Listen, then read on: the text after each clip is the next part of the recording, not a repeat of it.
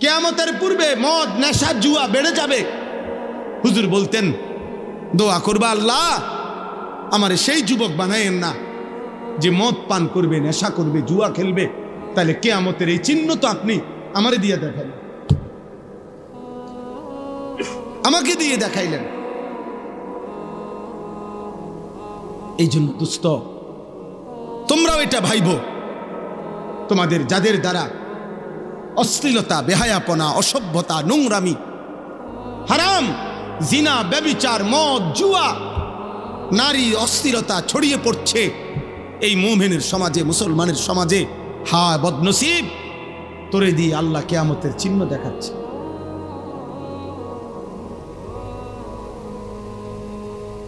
তোমাকে দিয়ে আল্লাহ তাআলা কিয়ামতের চিহ্ন দেখাচ্ছে। বেঈমানের অনুসরণ বেড়ে যাবে। আজকে তোমাদের যাদের চুল কাফের, মুশরিক, বেঈমানদের মতো এই বিশ্রী বিকট, হায় দুর্ভাগা, তোমারে দিয়েই তো আল্লাহ কিয়ামতের চিহ্ন দেখাইতেছে। তোমাদের যাদের মা তোমাদেরকে ভয় পায়, বাবা ভয় পায়, একটা কথা বললে তুমি ঘাড় পাক দাও, তুমি মার অবাধ্য সন্তান, তুমি বাবার অবাধ্য সন্তান, তা নাফরমান, তোমাকে দিয়েই তো আল্লাহ কিয়ামতের চিহ্ন দেখাচ্ছে। তো তোমার আখিরাত কি হবে? তোমার কবর কি হবে? তোমার পরকাল কি হবে? তোমার আগামী ভবিষ্যৎ কি হবে? তুমি ভেবে দেখো, ভেবে দেখো। জিনা, ব্যভিচার বেড়ে যাবে, নারীর সাথে হারাম সম্পর্ক বেড়ে যাবে। এখন তোমরা যারা এর মধ্যে লিপ্ত আছো, তুমি কি বুঝো না যে আল্লাহ তোমাকে দিয়ে কিয়ামতের চিহ্ন দেখাচ্ছে?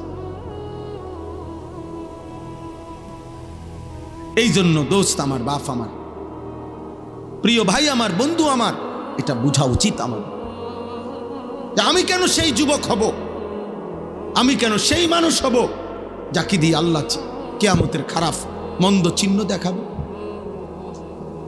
আমি কেন হব তা? এই জন্য আমরা বললাম প্রত্যেকটা মানুষের কাছে, যারা কষ্ট করে এই গভীর রাতে এই প্রচন্ড গরমের মধ্যে বসে আছেন, বাপ আপনারাও ভাববেন, ছেলেরা তোমরাও ভাববা, এমন যেন না হয় আমারে কষ্ট দিলা। কত সন্তান মায়ের রক্ত মাখাছে, চোখের পানি। আজকে মা তার একটা নিঃশ্বাস, কোন মা যদি একবার দীর্ঘশ্বাস ফেলে, সন্তান তুই আমারে কি করলি, একবার বাপ যদি এটা বলে ফেলে, খোদার কসম আল্লাহর আরশ গিয়া ধাক্কা লাগবে। আর আল্লাহ বলছে, নবী বলছে, আল্লাহ সব পাপের শাস্তি সহ্য করতে পারে। আল্লাহ বলছে সব পাপের শাস্তি আল্লাহ হাসরের ময়দানে দিবে। খোদার কসম নবী বলছে, উম্মত কুল্লু যুনুবি ইউআখিরুল্লাহু ইলা আজালিম মুসাম্মা, সকল পাপ আল্লাহ চাইলে কিয়ামত পর্যন্ত বিলম্ব করতে পারে শাস্তি, কিন্তু ইল্লা আকুল ওয়ালিদাইন, মা বাবার নাফরমানি আল্লাহ এই পাপ আল্লাহ সহ্য করে না। নবীজি বলছে লাইয়া মুতা হাত্তা ইউআযযিবাহুল্লাহু ফিল আরদ, আল্লাহ তাআলা মা বাবার নাফরমান সন্তানকে মৃত্যু দিবে না যতক্ষণ পর্যন্ত আল্লাহ তাকে দুনিয়াতে বেইজ্জতি না করবে। রাতের 12টা 11 বাজে, তাহলে রাত 12টা 11 পর্যন্ত যেই যুবক সজাগ থাকতে পারলা, সেই তুমি কেন সেজদা দিতে পারলা না বাপ? বলো না আব্বা, কেমনে ঘুমাইবা এখন? সারাদিন মোবাইলে হয়তো নারী দেখছো, ছবি দেখছো, অশ্লীল দৃশ্য দেখছো।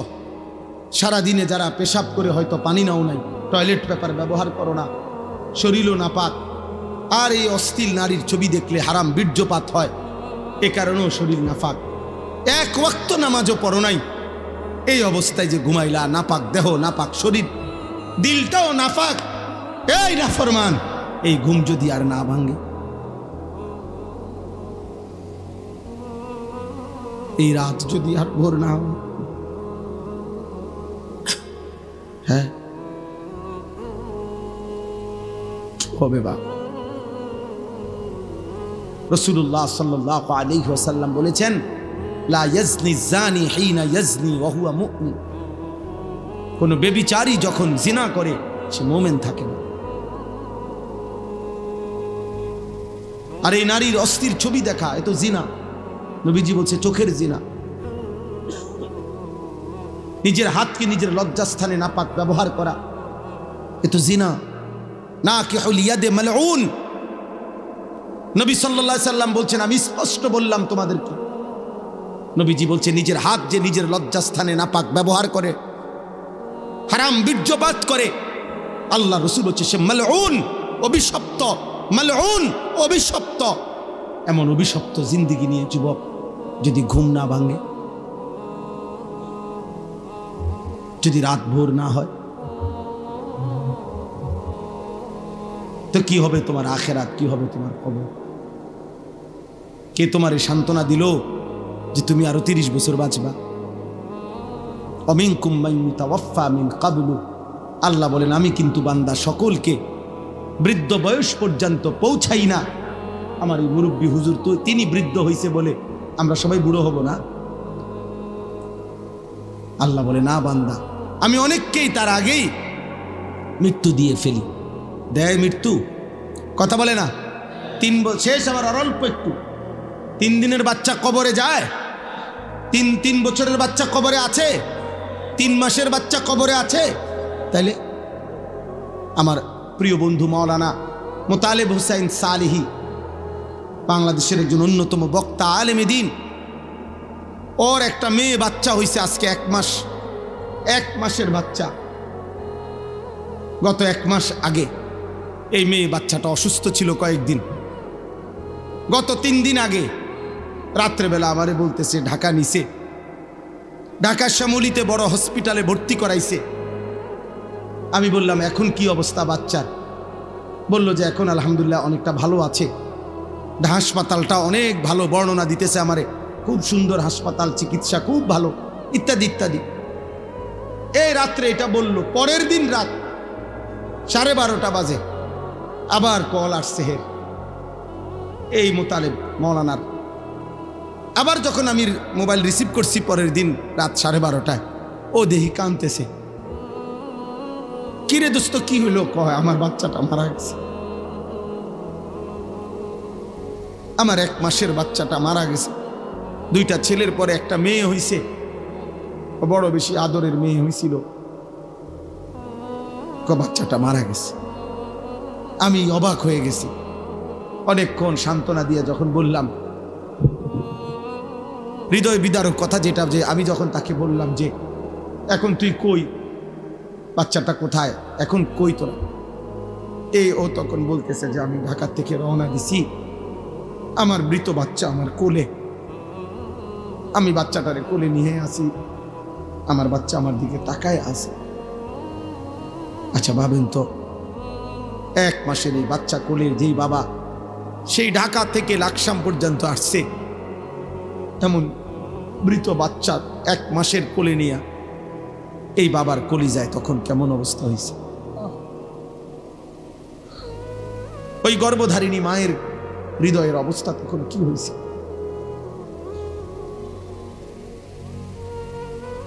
তাইলে বন্ধু আমার, দোস্ত আমার, সাথী আমার, এই মোবাইল নিয়ে তোমরা এমন শুরু করছো কেন? তোমরা কি করছো বাপ? এইভাবে নিজেকে ভুলে গেলা কেমনে? আর এই পৃথিবীর কোনো উপকার না করলা, নিজেরে এভাবে তিলে তিলে নষ্ট করে দিচ্ছ কেন? তোমার চরিত্রের অবস্থা কি তুমি জানো? তোমার দেহের অবস্থা কি? তোমার চেহারার হালাত কি? চুল রাখছো মুশরিকের মতো, শরীর নাপাক করে রাখো। আহা, আল্লাহ তোমাদের উপরে দয়া করেন, আল্লাহ তোমাদের উপরে রহম করেন। এটা কেমন জীবন আব্বা? 1 ওয়াক্ত নামাজ পড়তে মন চায় না, কেমন জীবন? কোনদিন মালিকের নাম আসে না। আজকে আমি মসজিদে জুমার নামাজে আমার জুমার বয়ানের তাফসিরে বলছি, শয়তানকে শয়তান কেন বলা হয়? শয়তানকে শিন তা নুন, শয়তানের মূল অক্ষর, অর্থ হলো 24 ঘন্টা যার প্রতি মুহূর্ত যে হক থেকে, সত্য থেকে দূরে, এই জন্য তাকে শয়তান বলা হয়। অর্থাৎ 1 সেকেন্ড যে নিজে এবং তার অনুসারীদেরকে 24 ঘন্টা যে হক থেকে, সত্য থেকে, আল্লাহর পথ থেকে সরায়া রাখতে চায়, এই জন্য তাকে শয়তান বলে। তাহলে দোস্ত, শয়তানের সিফাত যে সে নিজে এবং তার অনুসারীদেরকে আল্লাহর পথ থেকে 24 ঘন্টা সরায়া রাখতে চায়। তাহলে 24 ঘন্টার একটা দিনে তোমাদের যাদের একটা ওয়াক্ত নামাজের সেজদা জুটলো না কপালে, তুমি কিংবা তোমার আশেপাশের কোনো বন্ধু, তাহলে তুমি তো নিজে এবং তোমার বন্ধুদেরকে তুমি তো যেই পথে পরিচালিত করিলা, এ তো শয়তানের আখলাক, এ তো ইনসানের আখলাক হইতে পারে না, এ তো মানুষের চরিত্র হইতে পারে না।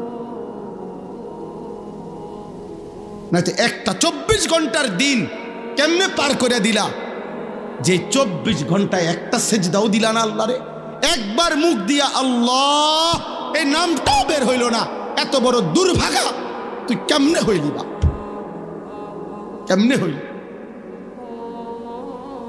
আমার অস্থিরতা তো এটা নিয়া, আমার অশান্তি তো এটা নিয়া, যারে কিভাবে সম্ভব মুসলমানের ঘরে জন্ম নিয়ে ইমানদার মা বাবার সন্তান হয়ে, এটা কেমন ছেলে কেমন মেয়ে যার 24 ঘন্টায় একবার তার মুখ দিয়া তার রবের নাম বের হইল না?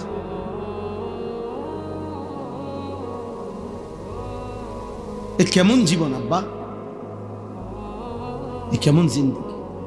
আল্লাহ আমাদেরকে হেফাজত করে। মানুষ একদিনে বদলায় না, মানুষ একদিনে বদলায়, কিন্তু শুনতে থাকলে হৃদয়ে জমতে থাকে। মানুষ চোখে যা দেখে তার হৃদয়ে জমে, কানে যা শুনে তার হৃদয়ে জমে।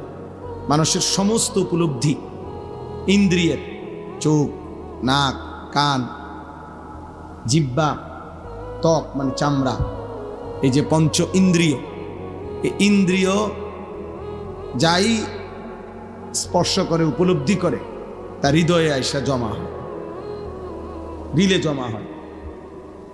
এই দিলের মধ্যে জমা হলে এখান থেকে এরপরে প্ল্যানিং প্রোগ্রাম হয়, এটা করবে না না করবে, কি করবে না করবে, যাবতীয় চিন্তা ফিকির অন্তরে তৈরি হয়। এরপরে মানুষ কাজটা বাস্তবায়ন করে। এই জন্য কেউ যদি চোখে দেখে, কানে শোনে, হৃদয়ে জমে, এবং পরবর্তীত প্রয়োজনে আল্লাহ চাইলে সেটা তার হৃদয়ে ভেসে ওঠে, স্মৃতিতে ভেসে ওঠে। এটার একটা সহজ উদাহরণ হইল, আমরা প্রত্যেকেই, আমি আমার কথা বলি, আমি যে সেই ছোটবেলায় 90 সালের পরে, 90, 91, 92 সালের আগে প্রাইমারি স্কুলে পড়ছি, তাহলে আমি যে আজকে কত বছর আগে, ধরে নেন 35 বছর আগে, আমার সেই প্রাইমারি স্কুলের সাথী যারা, যাদের সাথে আমি পড়ছিলাম সহপাঠী, হয়তো অনেকেই আমি 35 বছরেও আর দেখি নাই, কিন্তু তাদের যাদের নাম আমার মনে আছে, ওদের নাম আমি স্মরণ করলেই আমার এখনো তাদের চেহারা ভাইসা ওঠে। আমার মনে পড়ে ও কেমন আছিল, ওই আমার ওই বন্ধুটা। তাইলে কি বোঝা গেল? এই হৃদয়ের জমা কথাগুলো, স্মৃতিগুলো মুছে না, প্রয়োজনের মুহূর্তে জ্বলে ওঠে, ভেসে ওঠে, স্মৃতিপটে ভেসে ওঠে। এই কারণে আল্লাহর কথা শুনতে হয়। শুনতে থাকলে আল্লাহ তাআলা প্রয়োজনের মুহূর্তে, আল্লাহ যেদিন চাইবে, যখন চাইবে, কোনো না কোনো শব্দ, কোনো না কোনো কথার উসিলা করে, কোনো না কোনো উপলক্ষ করে আল্লাহ তাআলা তার বান্দাকে হেদায়েত দিয়ে দিবে। মূলত আসলে আমাদের তো বলারই জিম্মাদারি, পরিবর্তন, জীবন গঠন, আখিরাতমুখী জিন্দেগি, কবরের ফিকির, জাহান্নামের ভয়, জান্নাতের আশা আকাঙ্ক্ষা, এই সবটাই আল্লাহর ফয়সালা। আমরা শুধু বলতে পারি, কিন্তু মূলত আল্লাহর পথে চলবে কে আর কে চলবে না, এ উভয় সিদ্ধান্ত আল্লাহর। আরো সহজ উদাহরণ দেই, রাসূলুল্লাহ সাল্লাল্লাহু আলাইহি ওয়াসাল্লাম মক্কার জমিনে যখন কালেমার দাওয়াত দিচ্ছিলেন, তো আল্লাহ তাআলা বলছে, বন্ধু দাওয়াত দিতে থাকেন, আপনার দাওয়াত আপনি দেন, আপনি পুরা দিল দিয়া বলেন, বাকি আমি আল্লাহ ফয়সালা দিলাম, আমি কাকে রাখবো আর কাকে রাখবো না, ইমানের পথে, ইসলামের পথে আগামীর পৃথিবীর জন্য, সারা বিশ্বময় ইসলাম ছড়িয়ে দেওয়ার জন্য আপনার সাহাবী হিসাবে আমি কাদেরকে গ্রহণ করব আর কাদেরকে গ্রহণ করব না। আল্লাহ বলছি, বন্ধু এটা সম্পূর্ণ আমি আল্লাহর ফয়সালা। দাওয়াত আপনি সকলকে দেন, কিন্তু লোক নিমু আমি। এই জন্য কুরাইশ বংশেই নবী দাওয়াত দিছেন। আবু জেহেল, আবু বকর দুইজনই কুরাইশ বংশ, আবু লাহাব, ওমর দুইজনই কুরাইশ বংশ, উতবা, শাইবা, ওসমান, আলী ওরা উভয়ই কুরাইশ বংশের, একই বংশে, একই মহল্লার। তো নবী সাল্লাল্লাহু আলাইহি সাল্লাম উভয়ের কাছে, সকলের কাছে কালেমার দাওয়াত দিছেন। তো আল্লাহ যেন বলছেন, বন্ধু আবু বকরকে নিলাম, আবু জেহেলকে নিলাম, ওমরকে নিলাম, আবু লাহাবকে নিলাম না, ওসমানকে নিলাম, আলীকে নিলাম, উতবা শাইবাকে নিলাম না। তাহলে আবু বকরকে কেন নিলেন, আবু জাহেলকে কেন নিলেন না? কার ফয়সালা? আল্লাহর ফয়সালা। এই জন্য আমি নওজোয়ান, আমি সবসময় কথাটা বলি, আগামীর পৃথিবীতে মনে রাখবা বাবা, ইমানের বিজয় হবে, ইসলামের বিজয় হবে, কালেমার বিজয় হবেই হবে। নবীজি সাল্লাল্লাহু আলাইহি ওয়াসাল্লামের অসংখ্য অগণিত ভবিষ্যৎবাণী স্পষ্ট আছে বিশুদ্ধ হাদিসে। মাহদী আসবে, দাজ্জালও বের হবে, আর দাজ্জালের শেষ পর্যন্ত পতন হবে, পৃথিবীর শেষ ইহুদিটা ধ্বংস হবে, সারা বিশ্বময় মাহদীর নেতৃত্বে ইমানের পতাকা, ইসলামের খেলাফত প্রতিষ্ঠিত হবে।